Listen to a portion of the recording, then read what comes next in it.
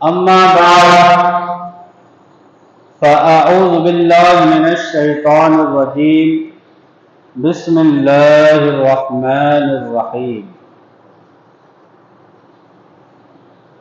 حضرت یعقوب علیہ السلام نے اپنے بیٹوں سے فرمایا کہ اللہ کی رحمت سے مایوس نہ ہو اور یوسف کی تلاش کرو۔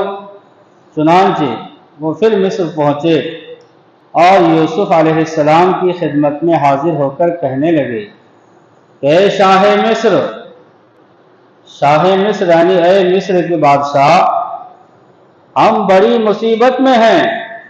ہماری حقیر سی پونجی قبول کر کے، یعنی کچھ رقم لے کر گئے بادشاہ کے پاس اور کہنے لگے کہ ہماری یہ چھوٹی سی رقم قبول کر کے ہمیں اور غلہ دیں، یعنی اناج دے، اور ہم پر خیرات بھی کرے۔ حضرت یوسف علیہ السلام اپنے بھائیوں کا یہ عجز و انکسار یعنی مجبوری، تواضع، ان کی پریشانی دیکھ کر فرمانے لگے کیا تمہیں کچھ خبر ہے کہ تم نے یوسف اور اس کے بھائی کے ساتھ کیا سلوک کیا؟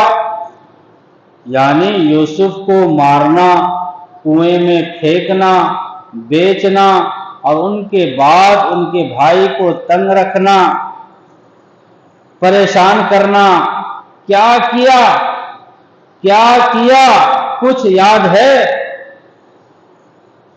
اور یہ فرماتے ہوئے یوسف علیہ السلام کو ہنسی بھی آ گئی، اور بھائیوں نے یوسف علیہ السلام کے گوہر دنداں کا حسن دیکھ کر، یعنی دانتوں کا چمکنا دیکھ کر پہچان لیا کہ یہ تو جمال یوسفی کی شان معلوم ہوتی ہے۔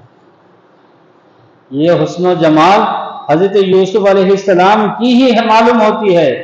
اور پھر کہنے لگے کہ آپ ہی تو یوسف نہیں ہیں؟ فرمایا ہاں میں ہی یوسف ہوں، اور یہ میرا بھائی بنیامین۔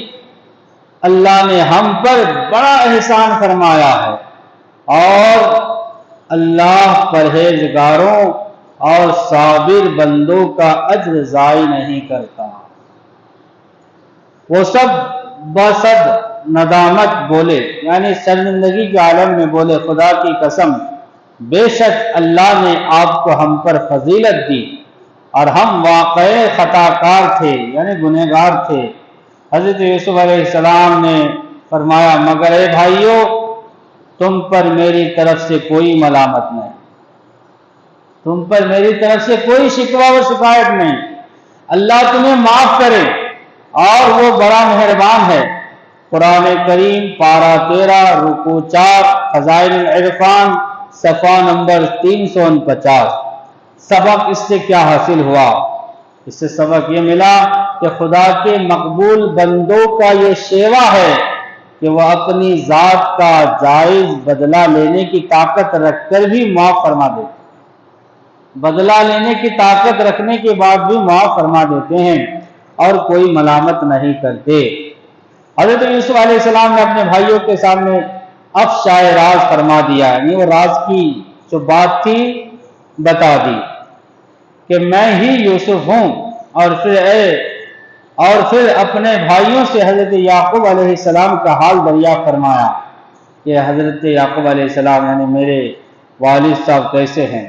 فرمایا، وہ کہنے لگے کہ آپ کے فراق میں روتے رہے، آپ کی جدائی میں روتے روتے ان کی نظر بحال نہیں رہی، یعنی ان کی نظر کمزور ہو گئی۔ یوسف علیہ السلام نے فرمایا تو یہ لو میری قمیص لے جاؤ، یہ میرا کرتا لے جاؤ، اسے والد ماجد کے منہ پر ڈال دو، ان کی بینائی واپس آ جائے گی، آنکھوں کی روشنی واپس آ جائے گی۔ حضرت یوسف علیہ السلام کی اس قمیص مبارک کی یہ شان تھی کہ کسی بیمار پر بھی ڈال دی جاتی تو وہ اچھا ہو جاتا۔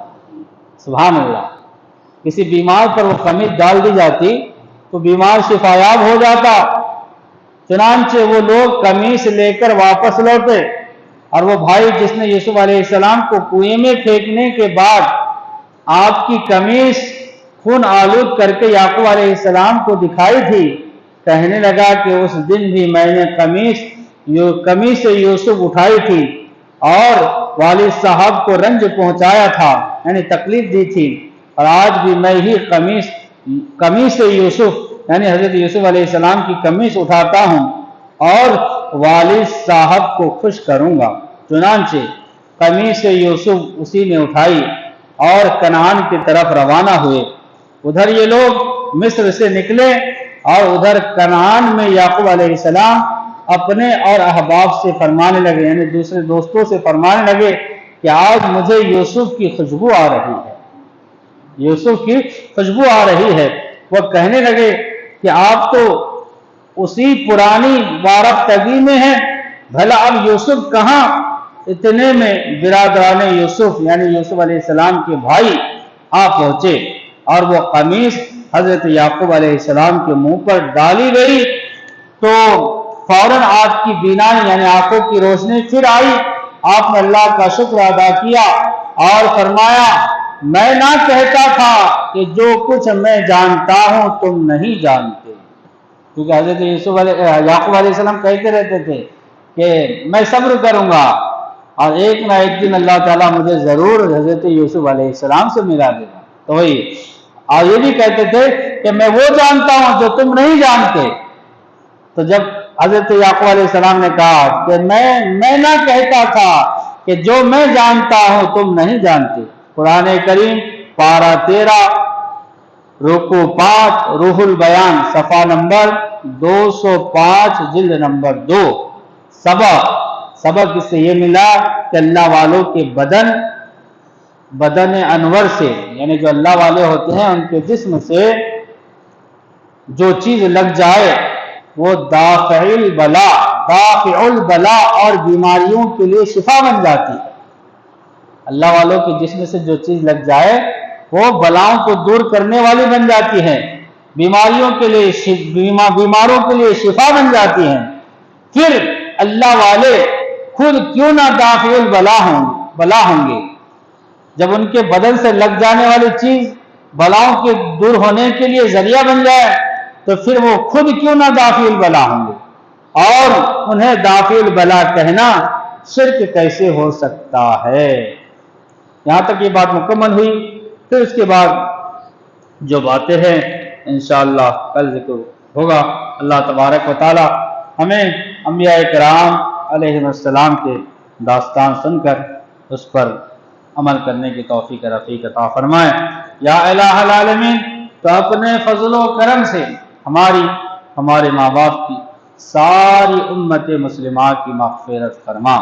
اے مولا، ہمیں ایمان پر قائم و دائم فرما، ایمان پر خاتمہ نصیب فرما۔ جب دم واپسی ہو یا اللہ، سامنے ہو روضہ رسول اللہ، لب پر جاری ہو کلمہ طیبہ لا الہ